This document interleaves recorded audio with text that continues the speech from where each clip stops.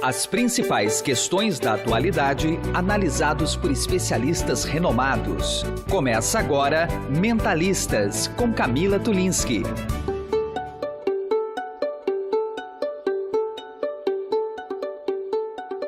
A estimativa é a de que 200 mil pessoas desapareçam todos os anos no país, sendo 40 mil crianças e adolescentes. Só em São Paulo, 20 mil brasileiros somem todos os anos. Como o governo trabalha para tentar reencontrar essas pessoas? O que acontece com aqueles que passam anos à espera do ente querido que se foi? É sobre isso que vamos falar agora aqui no Mentalistas. Abrindo o jogo. Antes de apresentar os nossos entrevistados, iniciamos o Mentalistas desta edição com um depoimento forte de Ivanise Esperidião. Há 21 anos, ela procura a filha, que desapareceu em um dia comum, quando voltava da escola. Ela é uma das fundadoras da ONG Mães da Sé e que procura pessoas desaparecidas. Como é que foi a história do desaparecimento da sua filha, hein? Bom, minha filha, ela desapareceu no dia 23 de dezembro de 95. Ela saiu de casa por volta das 20 horas, foi na casa de uma colega da escola que morava a 3 quadras da nossa casa. Foi na volta que ela desapareceu.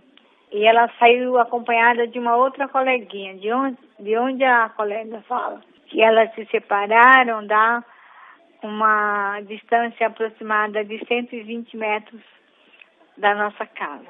Foi nessa distância que ela desapareceu.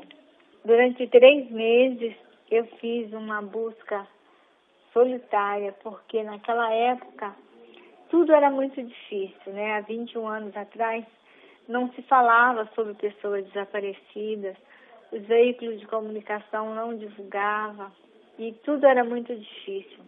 Durante 3 meses eu procurei minha filha sozinha, cheguei assim à beira da loucura. Até que um dia eu conheci, através de um anúncio de uma revista, uma instituição no Rio que procurava crianças desaparecidas. E aí eu cadastrei minha filha nessa instituição e algumas semanas depois eu fui convidada para participar da novela Explode Coração, da Glória Pérez. E quando eu fui gravar a novela, eu conheci um grupo de mães que se chamava As Mães da Cinelândia. Eram mães que se reuniam nas escadarias da Cinelândia todas as segundas-feiras. E numa conversa informal com aquelas mães, eu perguntei a elas como foi que elas se organizaram. E elas me falaram que elas começaram com um grupo de 3 mães e aquele grupo foi aumentando. Quando gravei a novela, eu achei que eu ia encontrar minha filha rápido, porque só faziam 3 meses que ela estava desaparecida. A novela estava tendo uma repercussão muito grande, né, com o tema criança desaparecida, mas não veio nenhuma informação do paradeiro da minha filha. E aí eu resolvi fazer a mesma coisa em São Paulo. E em 31 de março de 1996, nasceu o movimento Mães da Sé. E de lá para cá a gente não parou mais. Já estamos praticamente há 21 anos aí na luta, uma luta diária, um trabalho praticamente solitário, né, onde a gente não tem ajuda e nem tem atenção do governo, nem do Estado, onde a gente é que acaba fazendo a investigação dos nossos filhos, mas a esperança de encontrá-los é o que nos mantém viva. Você, já faz quase, então foi em 96, 97 o desaparecimento dela? 95, fez 21 anos, já fez 21 anos já. E como foi sua vida nesses 21 anos, Ivanise? Enfim, eu imagino que seja uma espera eterna, né? Até desde o toque do telefone, até alguma notícia. Bom, de mais de 20 anos para cá não tinha nem, como você disse, rede social, internet, essas coisas, né? Então, eu fico imaginando como é que foi a sua vida ali nessa espera, né? Como é que foi para você? O que foi o pior dessa espera, Ivanise? A minha vida não mudou muita coisa, não. A minha vida continua o mesmo vazio há 21 anos. Há 21 anos eu espero por uma resposta, por uma notícia, por uma ligação, entendeu? São 21 anos de uma busca sem resposta, de um silêncio profundo, de uma dor que não tem remédio que passe ela. São 21 anos de um luto inacabado e que eu não desejo isso para ninguém, nem por um segundo. Sim, há 21 anos a minha vida parou na busca pela minha filha. Você tem outros filhos também? Tenho uma outra filha, tenho a caçula. Mas um filho não substitui o outro, né? É claro. A minha filha caçula é a minha razão de viver, mas ela não substitui a falta que a irmã deixou, o vazio que a irmã deixou. Uhum.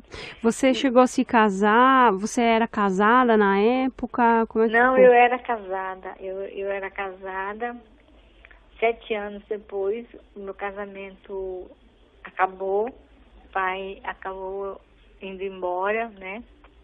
Eu acredito que os homens, eles não aguentam essa dor e acaba abandonando as mulheres.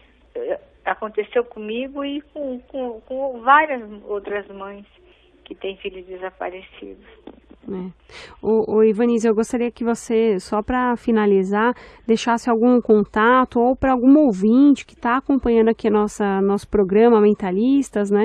Se tem algum contato de apoio com as mães da Sé, enfim, porque a gente sabe que da união, né, sai muita coisa positiva, né? Então, tem algum contato? Como é que os nossos ouvintes podem localizar as mães da Sé, enfim, fazer esse contato mais estreito com vocês nesse trabalho tão incrível que vocês fazem?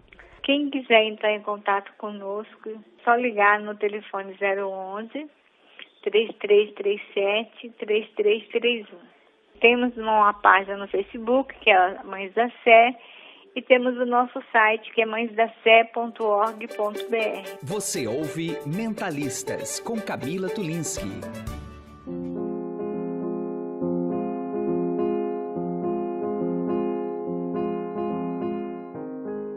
Para falar sobre esse assunto, eu convidei o psicólogo Marcelo Neumann, um dos fundadores do projeto Caminho de Volta, da USP, e professor do Mackenzie. Tudo bem, professor Marcelo? Tudo bem, Camila. É um prazer de estar aqui nesse programa. Muito bem. Bom, e do outro lado da bancada aqui do Mentalistas, o doutor Ariel de Castro Alves, que é advogado, fundador da Comissão Especial da Criança e do Adolescente do Conselho Federal da OAB, integrante do CONDEP também, está aqui na bancada do Mentalistas para falar sobre desaparecidos. Tudo bem, doutor Ariel?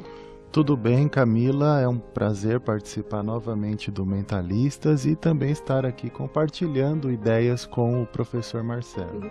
Bom, já faz tempo que a gente queria trazer esse assunto aqui no programa, mas vamos começar com os números, acho que são bem assustadores, eu citei no começo do programa, né? 200 mil pessoas que desaparecem todos os anos aqui no Brasil. Doutor Ariel, por que essas pessoas desaparecem, né? Numa leitura superficial, quase que rasa, feita um pires, a gente pode dizer que é por causa da violência, mas existem outros componentes, né, que acabam contribuindo para que pessoas desapareçam no Brasil. Então eu queria que você desse uma analisada com relação a esse aspecto aqui para a gente. São múltiplos os fatores, até o professor Marcelo tem pesquisas nessa área, vai poder me complementar. Mas esse número de 200 mil pessoas é um número bastante ainda desatualizado. Um grande problema que nós temos é que sequer o governo possui dados concretos, né? E o primeiro passo para a gente resolver um problema é saber de que forma esse problema se manifesta, para a partir daí nós traçarmos as estratégias para a solução daquela questão. Esses 200 mil são resultados de uma pesquisa no começo dos anos 2000 do Movimento Nacional de Direitos Humanos, que é uma entidade que eu faço parte e atuo há muitos anos. Então, esse panorama foi traçado lá no início dos anos 2000. No ano passado, para ter uma ideia, nós tivemos 22 mil pessoas, um pouco mais que isso, desaparecidas só aqui no estado de São Paulo. Então, aumentou da média que nós tínhamos antes, em torno de 20 mil por ano, e em torno de 9 mil são crianças e adolescentes, dos desaparecidos no estado de São Paulo. No Brasil, o que se tem de dados, também defasados, de uma CPI entre 2008 e 2009 no Congresso Nacional, de que 40 mil crianças e adolescentes desaparecem todos os anos do Brasil. E estimativas também, porque não temos dados completos, dados realmente que tenham um estudo científico e que os governos podem estar computando, mas em torno de 10, 15% das pessoas e também das crianças e adolescentes acabam não sendo reencontradas. Então esse é o drama maior que nós temos que discutir. Nós que trabalhamos com as mães da Sé, com as mães em luta, com várias entidades, e o Marcelo também é voluntário nesse trabalho, sabemos o sofrimento dessas pessoas. E isso envolve essa questão que nós certamente enfocaremos aqui no Mentalistas, que as pessoas muitas vezes sofrem paradas cardíacas, problemas vasculares, problemas cardíacos. A própria Ivanise, que preside as Mães da Sé, ela já sofreu várias vezes paradas cardíacas, ela tem graves problemas, e isso é claro que tem alguma relação com o drama que ela vive, de ter a filha desaparecida há mais de 20 anos. Isso moveu ela para criar a própria organização Mães da Sé. Muitas outras mães têm outras doenças, até câncer. Então, são doenças psicossomáticas que têm relação com todo o drama, a angústia, o sofrimento, aquele luto permanente que elas vivem. Então, essa é uma questão fundamental. Agora, falando das causas, são múltiplas as causas. A violência doméstica é uma das causas, principalmente quando se trata de crianças e adolescentes, as fugas do lar, aqueles conflitos mal resolvidos dentro das casas, ou a própria violência, o abandono, a negligência, isso motivam. Nós temos também a questão do uso de drogas, tem muitas pessoas que estão, por exemplo, nas cracolândias e as famílias não sabem onde elas estão. O uso abusivo de drogas também gera desaparecimentos. O envolvimento com a criminalidade também muitas vezes gera desaparecimentos. Usuários que não pagam dívidas são mortos por traficantes, são enterrados em valas clandestinas. Vítimas de grupos de extermínio, você deve se lembrar, deve ter cobriu certamente no ano passado aquele caso que eu acompanhei de 5 jovens que desapareceram na zona leste de São Paulo, que foram vítimas possivelmente de um grupo de extermínio. Um guarda de Santo André foi preso, continua preso, em razão dos desaparecimentos dos 5, que depois apareceram os seus corpos lá em Mogi das Cruzes. Mas, então também a atuação de grupos de extermínio, violência policial, também muitas vezes geram desaparecimentos. Isso já tem uma história relacionada ao período da ditadura militar, em que os desaparecimentos ocorriam por motivos ideológicos também, com a violência da polícia, a atuação do Esquadrão da Morte, dos grupos de extermínio. O senhor falou essa história a doutora Ariel falou a história do desaparecimento na época da ditadura militar. Eu sei que na Argentina eles têm um trabalho aí ferrenho com relação a isso, principalmente nos tribunais. E tem pessoas que nunca mais encontraram seus filhos, que foram parar nas mãos de militares da época que pegavam as crianças e meio que adotavam essas crianças como uma maneira de terem os seus filhos. Na Argentina tem em torno de 32 mil pessoas envolvidas nesses desaparecimentos, dessa perseguição da ditadura argentina. No Chile a gente tem também, na ditadura Pinochet, também um número muito grande de pessoas que foram mortas, perseguidas, desaparecidas também. Então essa foi uma tendência da América Latina, aí depois dos anos 60, 70, aqui no Brasil também, muito forte isso. E é interessante, que o doutor Ariel, quando ele traz esse panorama, que de fato a questão do desaparecimento é uma questão muito ainda mal resolvida em termos de políticas públicas brasileiras, Então a gente já tem um marco da chamado desaparecimento na ditadura militar. Todavia, a gente ainda não tem um marco jurídico específico para a questão do desaparecimento civil. né? Então isso é para as pessoas, por exemplo, se foram perseguidas na ditadura militar, hoje a pessoa ela pode comprovar essa perseguição do Estado brasileiro na ocasião, e ela pode até ser indenizada pelo Estado por conta disso, se ela comprovar. No caso do desaparecimento civil, você não tem nenhum apoio, né? Fora a questão das delegacias, quer dizer, o processo de investigação ainda é bastante incipiente.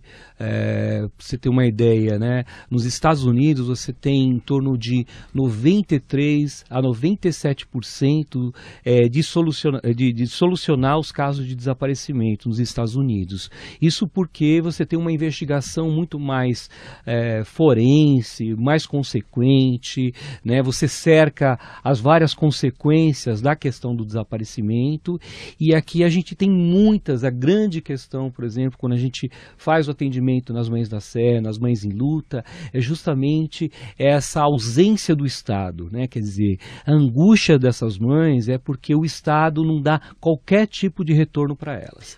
Marcela, só assim para introduzir uma outra questão que acho que aí é bem evidente quando a gente fala de pessoas desaparecidas, são das pessoas que ficam, né? Então os familiares, os amigos, né? O que do ponto de vista psicológico, né, e de saúde mental, o que acontece com essas pessoas que ficam? Porque eu já ouvi muitos relatos, né, de familiares de desaparecidos que já disseram, eu preferiria ter alguém para enterrar do que viver nessa angústia, como uma das Mães da Sé, que o doutor Ariel citou, que está há 20 anos sem ver a filha. Então, do ponto de vista psíquico, o que acontece? Essas pessoas vivem um luto mesmo sem conseguir enterrar os corpos desses familiares? Eu acho que tem um vazio. Eu já tentei, inclusive, né, e tanto pelo projeto Caminho de Volta quanto pelo Mackenzie, de colocar alunos e fazer um acompanhamento dessas mães, né? Fizemos já grupos dentro das Mães da Sé, e a gente vê assim que nada restitui a falta, né? Quer dizer, o vazio, a dor, ela é intensa, porque por mais que a gente discuta as ações políticas que essas mães podem ter, quer dizer, existe um vazio muito grande. Para você ter uma ideia,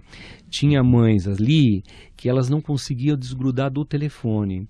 Então fazia muitos anos que o seu ente, né, estava desaparecido, e ela ficava ali, ela tinha medo de sair de casa porque ela tinha o receio de receber uma ligação de alguém que pudesse dar um indício que localizou aquela pessoa, né?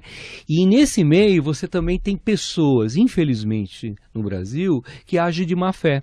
Então as pessoas falam assim, olha, eu vi o seu filho passando por aqui, eu vi tal, era muito parecido, e às vezes até no sentido de extorquir dinheiro dessas pessoas. Então essa pessoa já está em sofrimento, um sofrimento psicológico terrível, uma lacuna que nunca se fecha, né? Quer dizer, então eu não posso falar que o luto seja do luto daquela pessoa que você de fato enterrou, porque a gente vive culturalmente na questão do ritual, né, de enterrar aquela pessoa, né? Na medida que você não tem um corpo físico para enterrar aquela pessoa, você deixa aquilo aberto, aquele ritual não foi cessado. Então você tem a esperança de um dia encontrar essa pessoa, e ao mesmo tempo você tem a dor que a pessoa não está ali do seu lado, não é do rol do seu dia a dia. Então isso é um sofrimento muito forte para essas pessoas.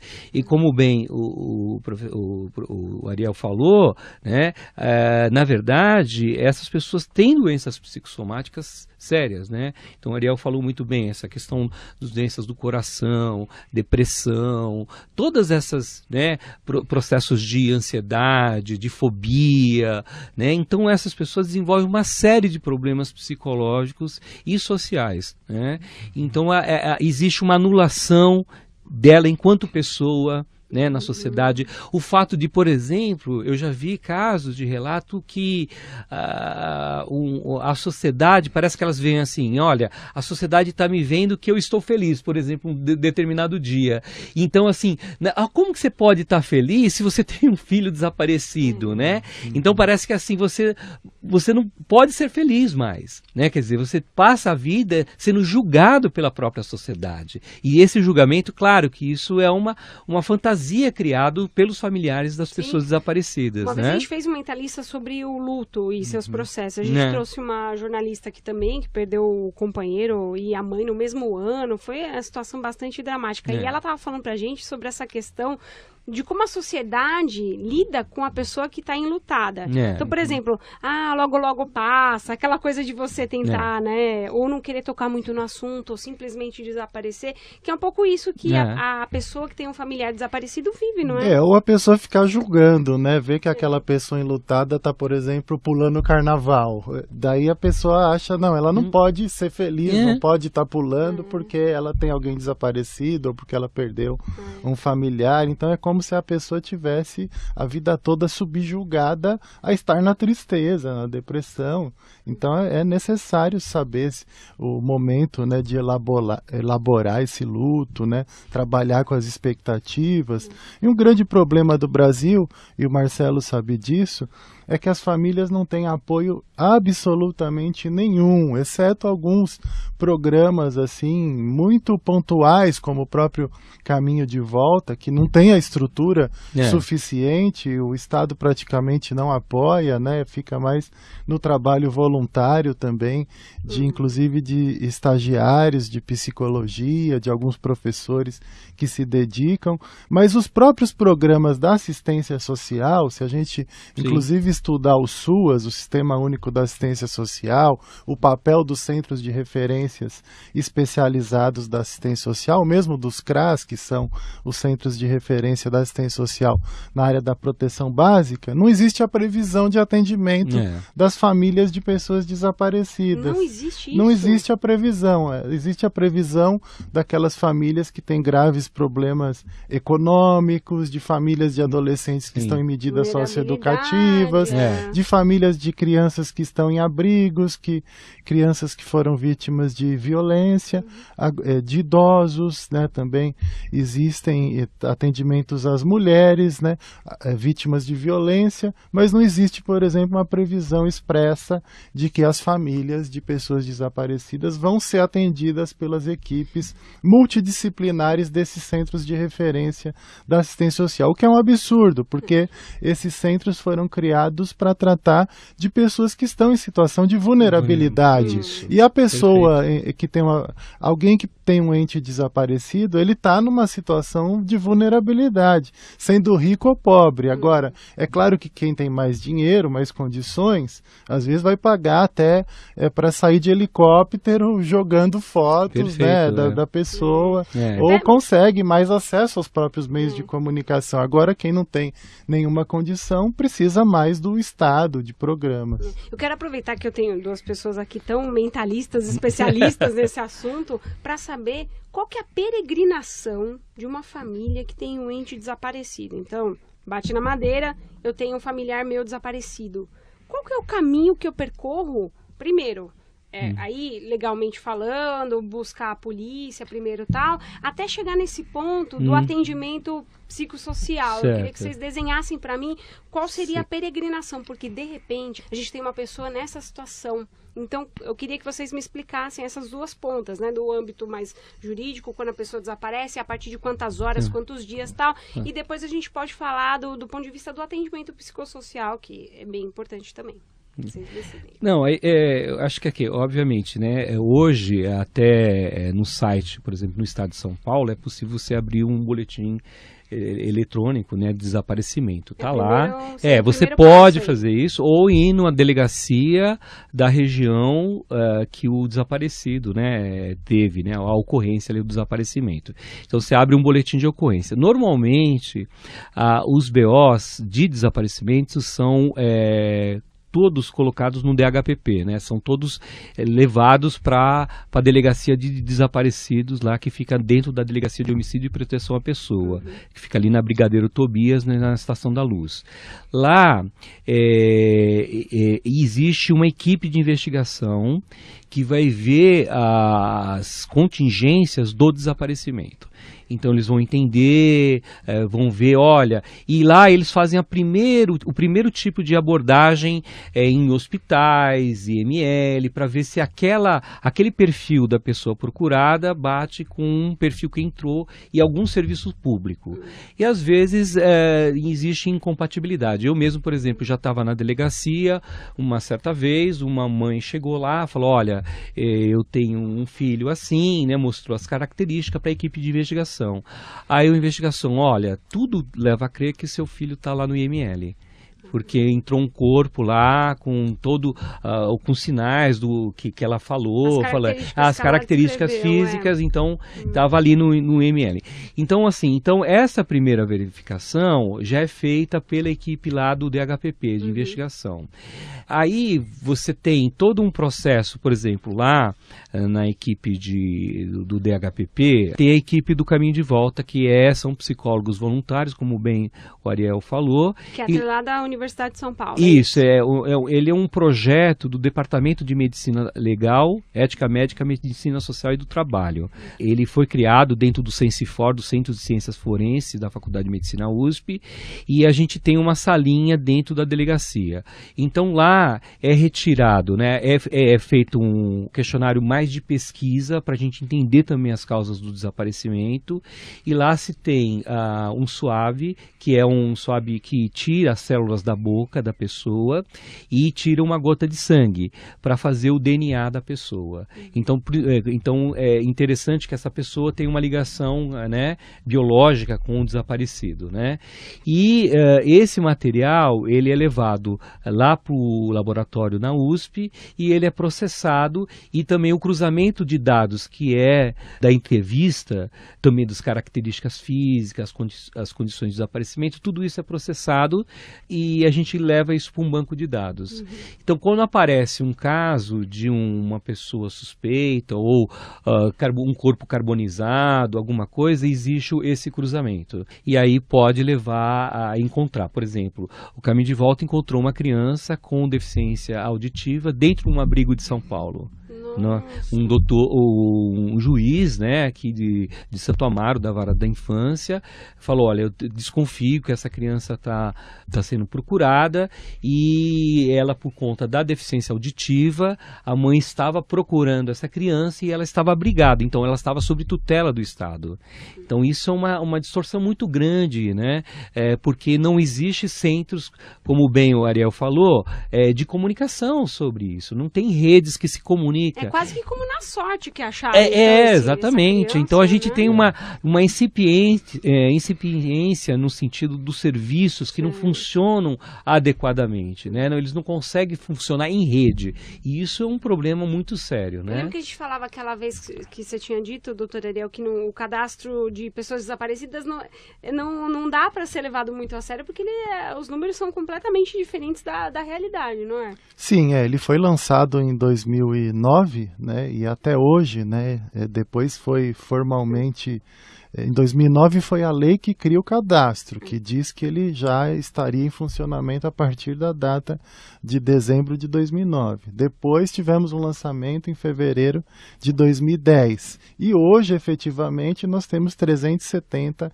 casos cadastrados, e sendo que não tem nem casos de 2016. Ele está defasado com casos de 2015 e de antes, né? E estados como São Paulo, se for verificar lá, vai ter 30, 40 casos, quando a dinâmica de desaparecimentos é muito maior. Então, é claro, está totalmente defasada a partir desse diagnóstico de em torno de 40 mil crianças que desaparecem, se tem um cadastro aí funcionando, entre aspas, desde 2010, mas que hoje tem 370 cadastrados. Na verdade, essa integração não existe, né? Não, eu queria complementar o Ariel, assim, que eu fiz parte da equipe que montou todos os critérios do cadastro, né? Quer dizer, o governo federal, na ocasião, gastou um dinheiro, você tinha aqueles 5 jovens de uma cidade de Goiânia que estavam desaparecidos, que foi, né, muito, na mídia, foi muito falado, né?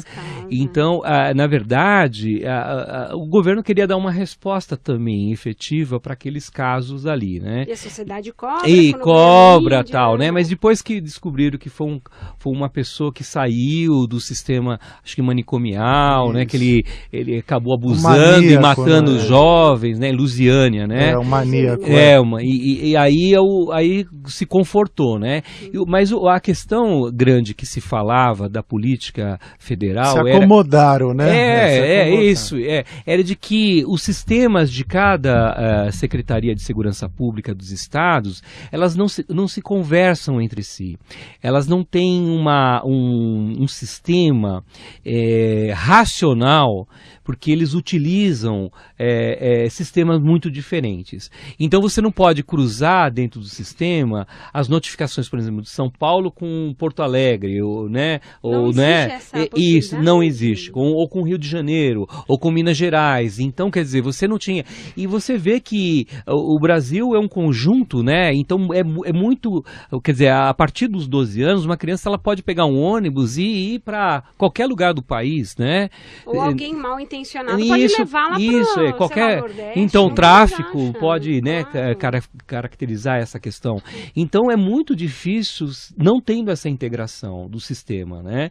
Então eles falavam, olha, se a gente tem essa dificuldade, como que a gente vai superar? E aí eu entendi que tem muita questão, às vezes, de vaidades políticas, sociais, que envolve aí uma questão maior, que é a proteção à vida das pessoas. Quer dizer, eu entendi dessa forma, né? Infelizmente... No Brasil nós temos cadastros de imóveis, de veículos roubados, nós temos cadastro para tudo, né? Só não temos cadastro de pessoas desaparecidas. Esse cadastro está sob o guarda-chuva do Ministério da Justiça? Nós temos cadastros dos devedores de impostos, né? Para isso interessa, né? Temos cadastros da Receita Federal e não temos o cadastro de pessoas desaparecidas, sendo que a Constituição diz que o princípio brasileiro é a dignidade da pessoa humana, é o respeito aos direitos humanos. Esse cadastro deveria ser operacionalizado. Antes era o Ministério dos Direitos Humanos, né? Depois que ele foi extinto, ficou subordinado ao Ministério da Justiça e agora voltou a ter o Ministério dos Direitos Humanos. Então, fica esse jogo de empurra. Vamos ver se agora vai sair do papel, mas nós não temos muitas expectativas, porque esse assunto sequer tem sido pautado pelo governo federal e nem mesmo no próprio Conselho Nacional dos Direitos da Criança e do Adolescente. Então, existe uma invisibilidade sobre esse tema de pessoas desaparecidas, né? Apesar da luta dessas entidades, como Mães da Sé, Mães e Luta e outras, né? Até um abaixo-assinado nacional que tem sido feito para ter uma política nacional de enfrentamento aos desaparecimentos, nós não temos muitas expectativas a esse respeito. Inclusive, o Marcelo colocou as questões de o que a pessoa deve fazer, né? Quais são as peregrinações. O IML de São Paulo anunciou só em dezembro do ano passado a integração entre os IMLs. Então, se o corpo tiver no IML ali das clínicas, então em outras cidades onde tem unidades de IML, a pessoa pode saber que o corpo está ali, por exemplo. Antes não existia. A tecnologia já não existe antes não existia sequer essa integração. Quer dizer, a família, muitas dessas famílias com pessoas desaparecidas, elas acabam, próprias, né, indo em hospitais, indo em albergues, indo em abrigos, indo em várias unidades de IML para tentar achar os seus desaparecidos. Então, o próprio Ministério Público tem feito também um trabalho importante, né? Criou um programa de localização e busca de pessoas desaparecidas. A promotora Eliana Vendramini tem se dedicado, inclusive ela entrou com a ação civil pública contra o Estado, a partir do momento que foram identificadas pessoas enterradas como indigentes, apesar de estarem portando RG. Elas tinham sido identificadas. De 2000 até 2015, nós tivemos 3.000 pessoas enterradas como indigentes, porque não foram, os familiares não buscaram. Existiu uma lei da época do governo Fleury, de 93, que tratava de que se a família não procurasse no IML, através do serviço de verificação do óbito, que é um serviço ligado à Faculdade de Medicina da USP, as pessoas seriam enterradas após 72 horas como indigentes. Então, você tem um serviço de verificação do óbito, que a pessoa está identificada e esse serviço sequer busca os familiares dessa pessoa. Não tem uma assistente social, poder, não tem alguém que possa fazer essa busca. Um enterro digno. Absurdo, então, é? vê-se o absurdo que se chega a essa questão do desaparecimento e por que as famílias ficam anos e anos aí e nunca acham seus entes.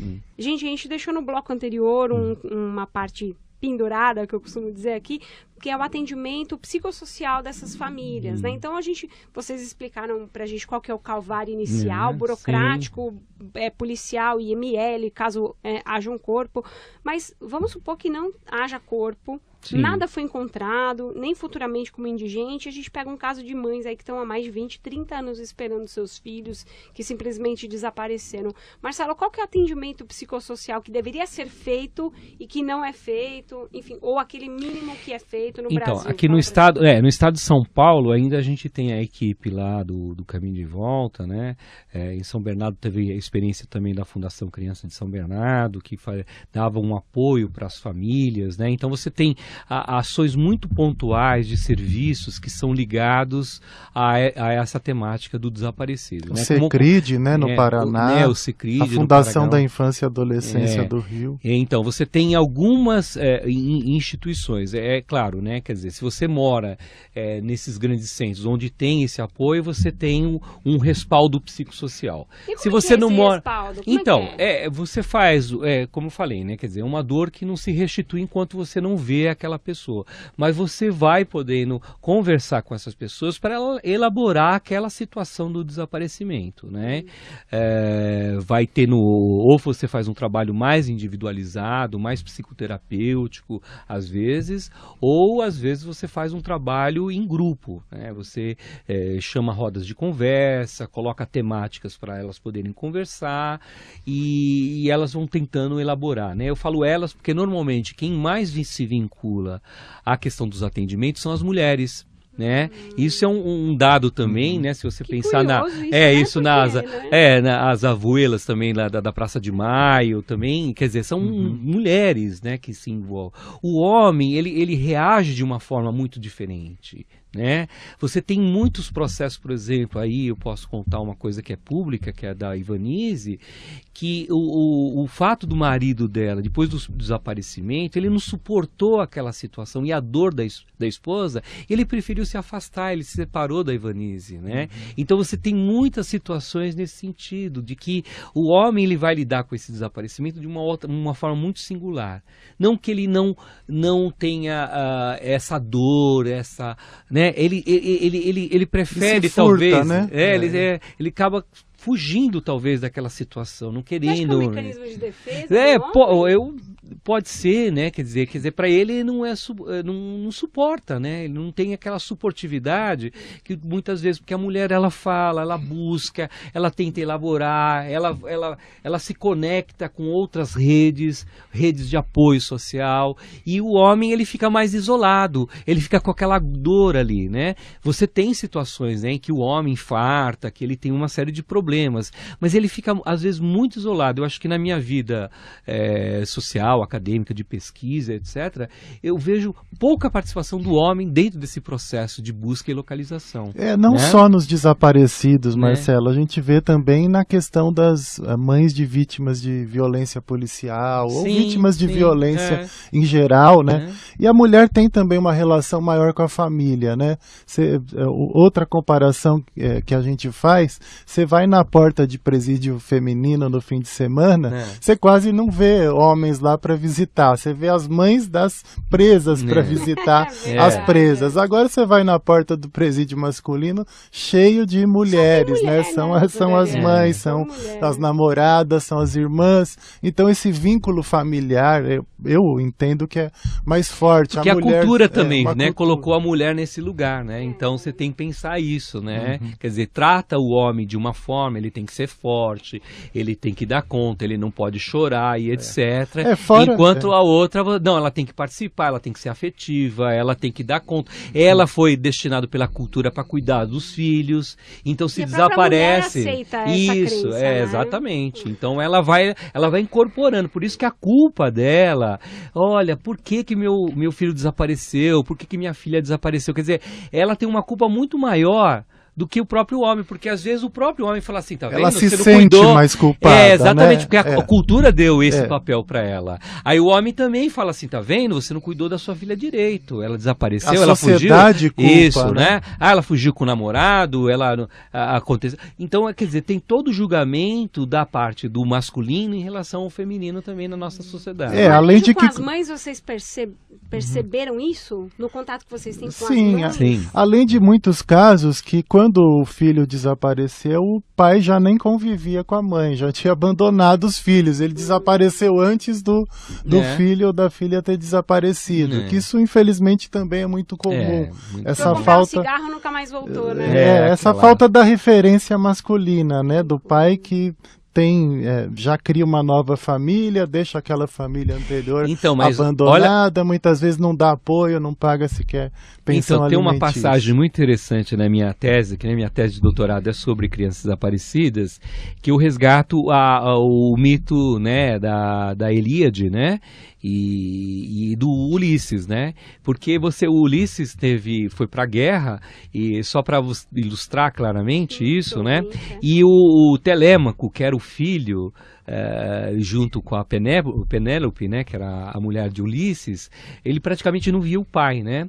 Então, muito interessante, eu lembro de um caso, inclusive de Santo André, que foi atendido nas Mães da Sé, de um menino que fugia sistematicamente, porque ele não tinha conhecido o pai. Você tem um isolamento, muitas famílias brasileiras são chefiadas por mulheres sozinhas. Né? Então, ou que mulheres que tiveram várias relações com homens, né? E ele quer buscar a sua identidade. E buscar a sua identidade é buscar esse pai que está perdido. Então, muitas vezes, a fuga é a busca que, por exemplo, o Telêmaco teve, que foi a busca do Ulisses, quando ele sai para buscar o pai perdido. Então, foi muito interessante que a gente, atendendo na Mãe da Sé, tinha um caso também. E aí, uma das representações, foi um dos atendimentos mais fantásticos que eu atendi dessa criança de Santo André, que ele fez de bloco de montar, ele escreveu assim, grande, assim, pai. Grande, e eu coloquei isso na supervisão, tá vendo? E a minha estagiária tirou a foto e estava escrito pai, ou seja, ele estava buscando o pai perdido. Então você tem uma coisa, quer dizer, uma coisa que no cinema, Central do Brasil já tratou, o último filme aí também de desenho animado, né, que tem a busca do pai.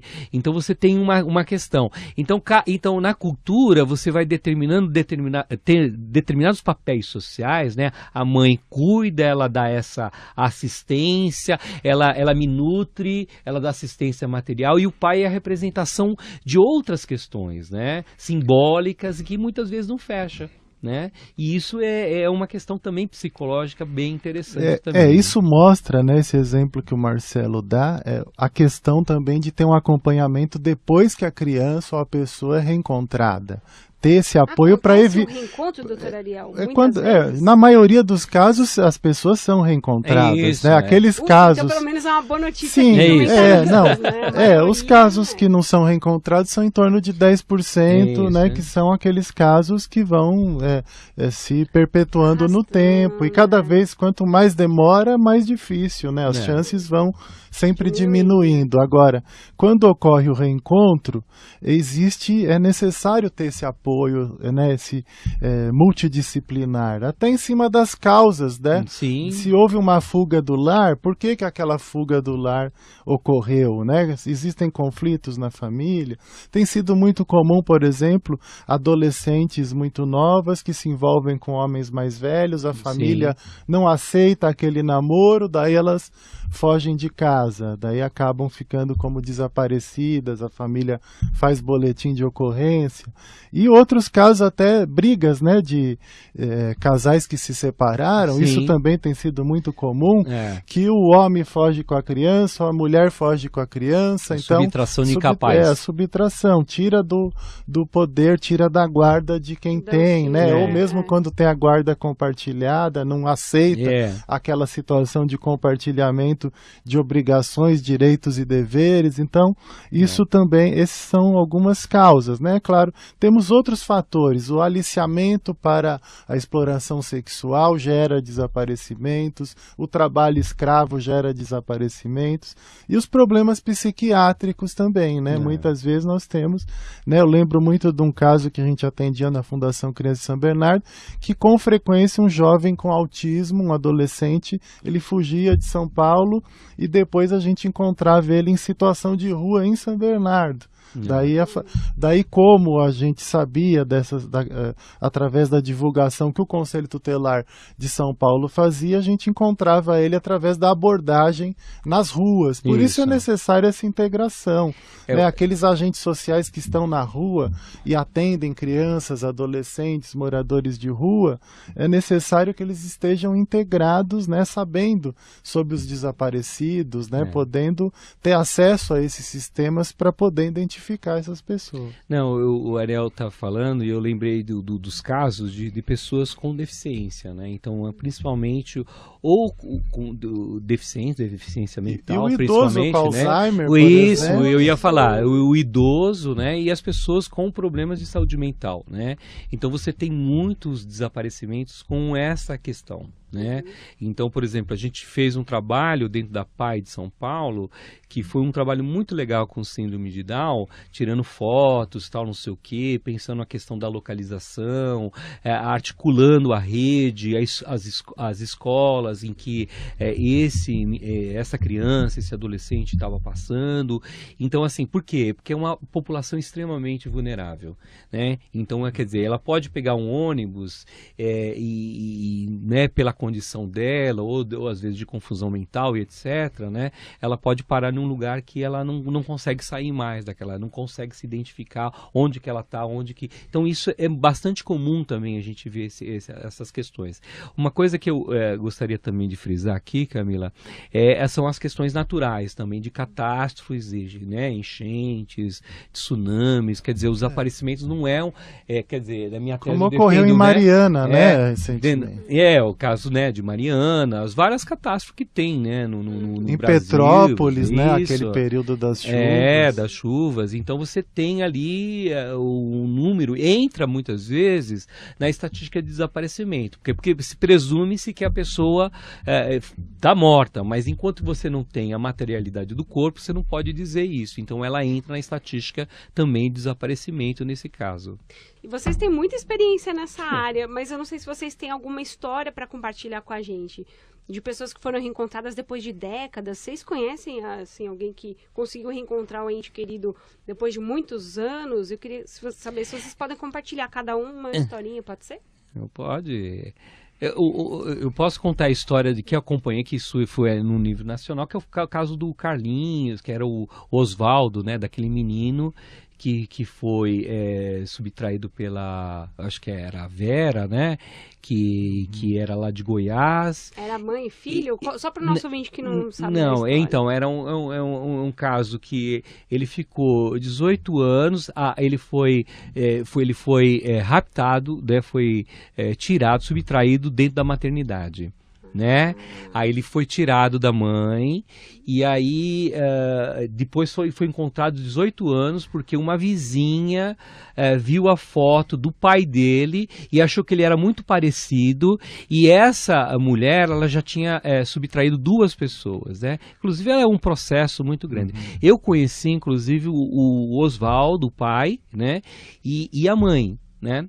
E é engraçado que eu sentia, quer dizer, o dano psicológico que de não ter sido mãe, né? Então, quer dizer, ela não conseguiu exercer a maternagem, ser mãe dessa criança, de trocar fralda, de ter os cuidados, de colocar na escola, de acompanhar todo esse processo. E já encontra o filho de 18 anos. É um alento? Ótimo.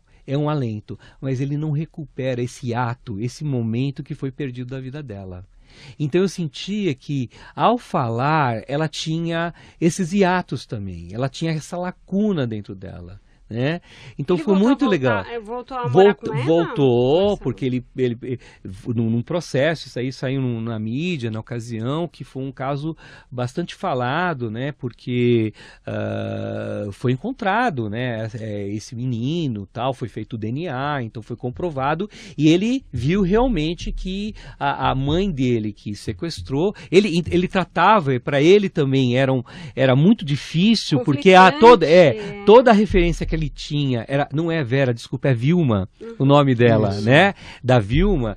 Quer dizer, então a Vilma foi a mãe dele, ele efetivamente. Ele tinha a sequestradora como mãe e a mãe verdadeira como uma pessoa distante. Isso, desconhecida, né? Então como que você vai se aproximar depois de tanto tempo de ausência, né? Quer dizer, não foi quem é uma estranha para mim, né?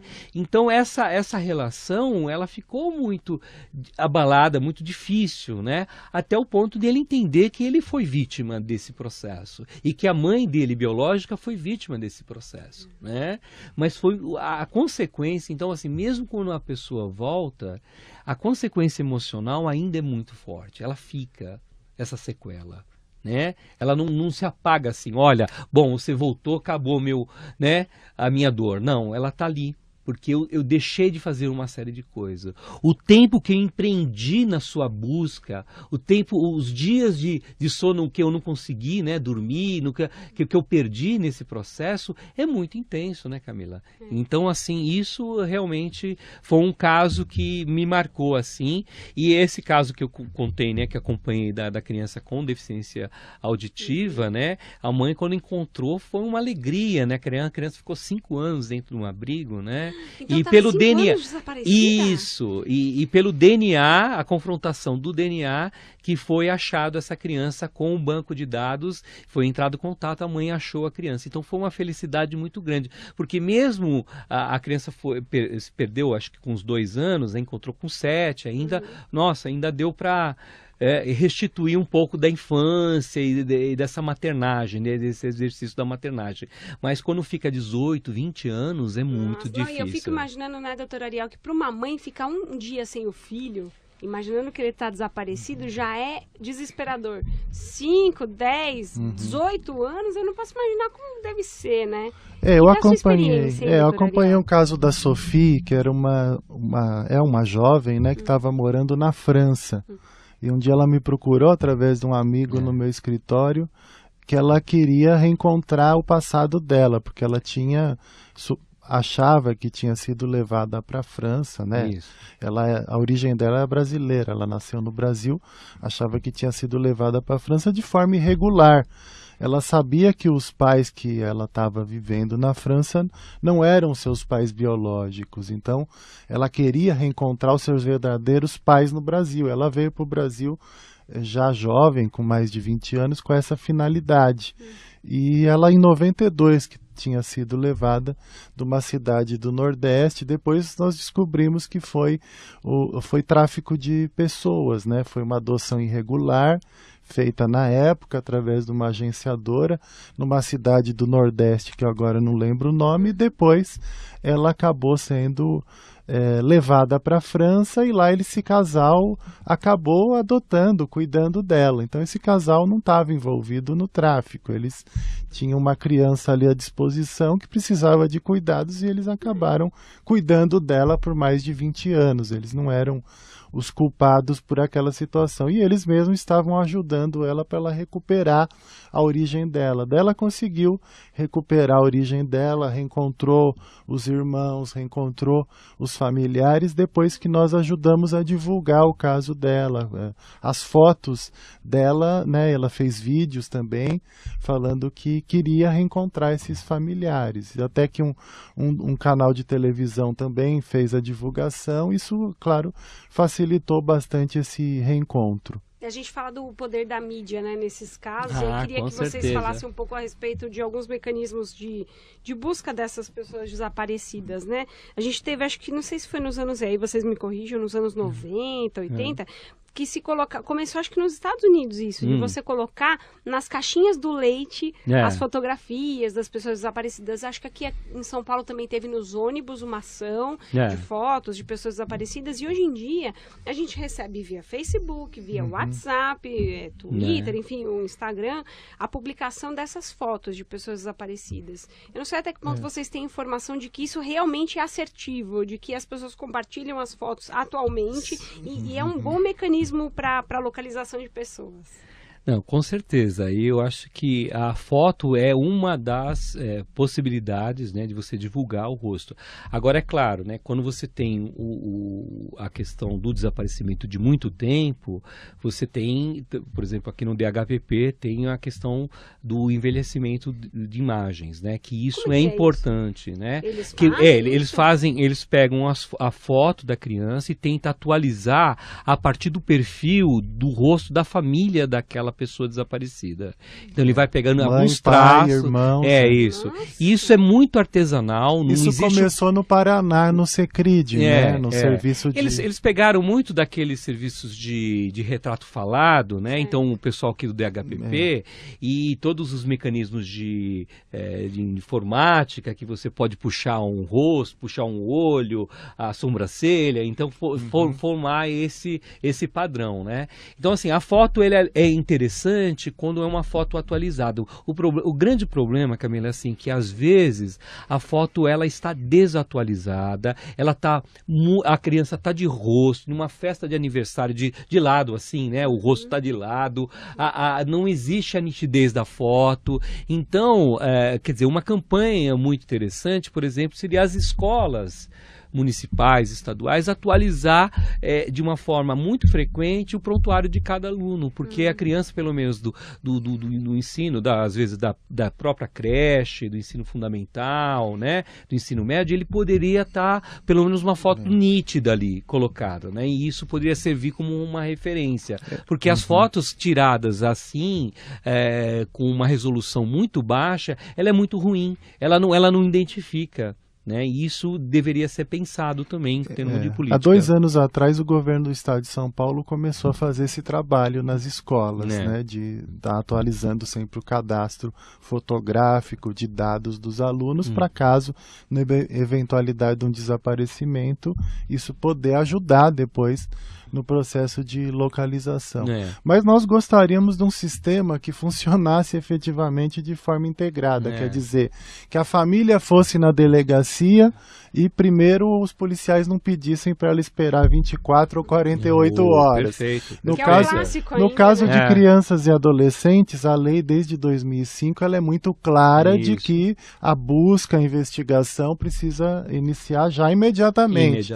Que a delegacia, logo que é feito o BO, ela tem que comunicar os portos, os aeroportos, as rodoviárias, as polícias rodoviárias, mas a gente sabe que nada disso ocorre porque não há essa integração. Mas se a gente tiver um ouvinte com criança desaparecida nesse momento e adolescente, ele pode reivindicar isso. A pessoa primeiro tem que fazer o BO e o BO tem que ser, o boletim de ocorrência tem que sair imediatamente. Quem não quiser fazer, seja adulto, seja criança, se o policial se negar, ele daí tem que procurar a ouvidoria de polícia, as corregedorias, porque isso configura o crime de prevaricação.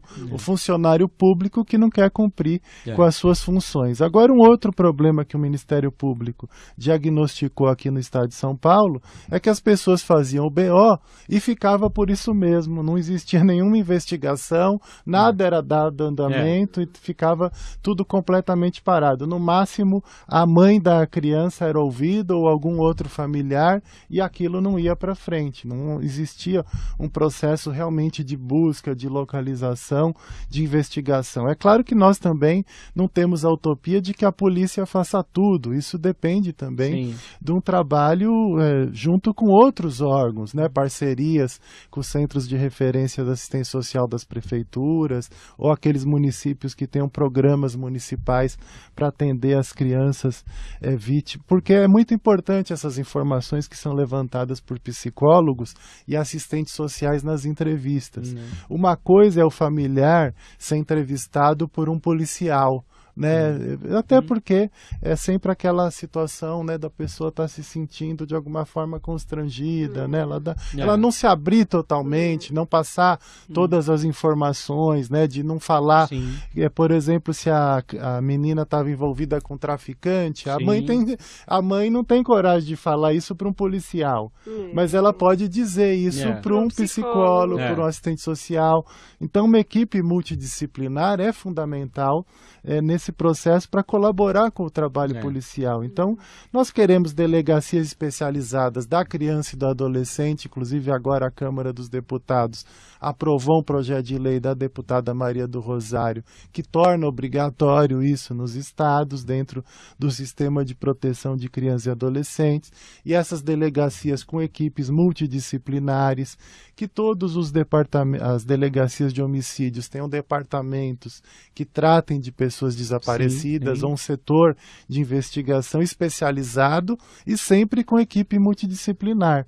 Além de você ter delegados, investigadores e escrivães que tenham sido capacitados para trabalharem nessa área, você ter também psicólogos, assistentes sociais que possam dar suporte para esse trabalho. E a pessoa fazendo boletim de ocorrência, o ideal seria ter uma central nacional vinculada ao Ministério da Justiça, dentro do InfoSeg, que é o Sistema Nacional de Informações de Segurança Pública, e aquele BO, então, já faria parte de um cadastro nacional de pessoas desaparecidas. Isso é mais racional, né? Que a família já iria no DP já com a foto da criança ou do adulto, isso já entraria nesse banco de dados nacional. Então, não todas as informações precisam estar no banco de dados, mas minimamente, porque eu lembro que a gente encontrava crianças em São Bernardo que tinham saído do Nordeste e foram para lá tentar jogar bola, por exemplo. Os pais faziam boletim de ocorrência lá na cidade do Nordeste, mas quando chegava em São Bernardo, a gente não sabia a procedência, a criança não sabia o telefone, não sabia os endereços, então era uma enorme dificuldade. Se tivesse já um cadastro funcionando, a gente já entraria no cadastro, essa criança desapareceu em tal cidade, e isso é muito comum, pegar caronas com caminhoneiros, e esse é um outro problema que precisa mudar no Estatuto da Criança e Adolescente, que nós já discutimos, eu e o Marcelo. Ele autoriza que qualquer criança, qualquer adolescente a partir dos 12, viaje para qualquer local do país. Não pode viajar para o exterior, sem autorização dos pais ou sem estar acompanhado. Mas no Brasil, qualquer adolescente a partir dos 12 pode viajar. Mesmo, não precisa nem ir para fora, o Brasil é tão grande. Mesmo se o pai ou a mãe não autoriza, ele tem direito a pegar um ônibus e ir para onde ele quiser. Se ele quiser sair de São Paulo e ir para Salvador, ou se ele quiser pegar carona com caminhoneiros e etc. Isso é muito grave.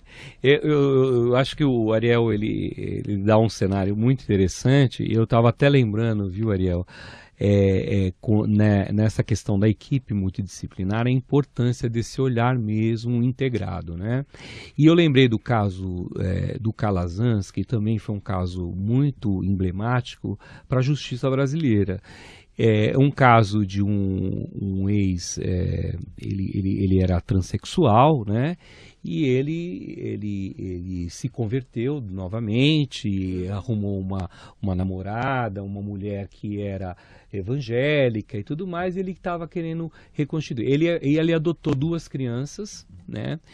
E ele tinha uma ficha criminal muito vasta. Só que no processo de adoção dele não foi visto, porque até então não era pedido a verificação da idoneidade dos indivíduos que adotavam, né? E nesse caso, o Calazans, ele foi abrir um boletim de ocorrência de um dos filhos adotados, e que na época tinha 5 anos de desaparecimento. E ele contou uma versão, e aí contou a versão para a equipe de investigação, e depois foi conversar com a equipe do Caminho de Volta dentro da delegacia. Chegando lá, conversando, a psicóloga desconfiou dele. Assim, olha, parece que essas coisas não batem. E depois conversou de novo com o investigador. Olha, aí não sei se essa história está certa, tal. E o que foi interessante, que descobriram, né, a investigação depois pegou ele de fato e descobriu que ele tinha matado o filho, né, e abriu o boletim de ocorrência de desaparecimento. Né? Então esse foi um caso emblemático porque a questão da adoção passou a pedir, né, no processo de adoção, a ficha criminal das pessoas, né, que até então não era, né, pedido. Então isso foi um caso emblemático em termos de justiça brasileira. E como que é utilizado os casos de desaparecimento também de uma forma muito equivocada, para proteger o agressor. Né? Ainda tem que ser uma equipe multidisciplinar e que para ter todos os benefícios, né, enfim, e para que a melhor solução seja encontrada. Infelizmente, nosso tempo está esgotado aqui, mas agradeço muito a participação do psicólogo Marcelo Neumann, que é um dos fundadores do projeto Caminho de Volta da USP, professor do Mackenzie, também do Dr. Ariel de Castro Alves, advogado, fundador da Comissão Especial da Criança e do Adolescente e do Conselho Federal da OAB e também integrante do CONDEP. Gente, muito obrigada pela presença de vocês e por falar sobre esses assuntos tão importantes aqui para o nosso ouvinte, tá bom? Nós que agradecemos. Eu também. Obrigado.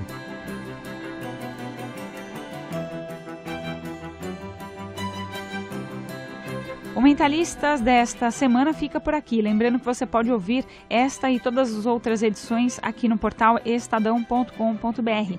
Apresentação e produção de Camila Tulinski, editor de jornalismo do Grupo Estado, João Fábio Caminuto. Até a próxima.